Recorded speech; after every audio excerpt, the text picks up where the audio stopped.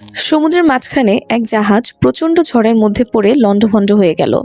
সেই জাহাজের বেঁচে যাওয়া এক যাত্রী ভাসতে ভাসতে এক নির্জন দ্বীপে এসে পৌঁছালো। জ্ঞান ফেরার পর প্রথমে সে আল্লাহর কাছে প্রাণ খুলে ধন্যবাদ জানালো তার জীবন বাঁচানোর জন্য।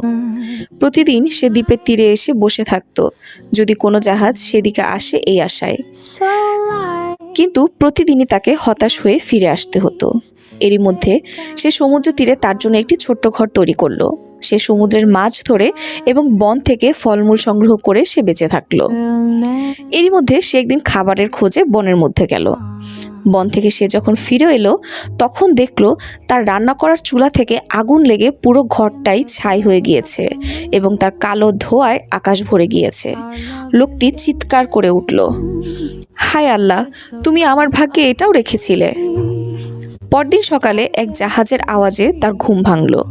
জাহাজটি সেই দ্বীপের দিকে তাকে উদ্ধার করার জন্যই আসছিল। সে অবাক হয়ে বলল, তোমরা কিভাবে জানলে যে আমি এখানে আটকা পড়ে আছি?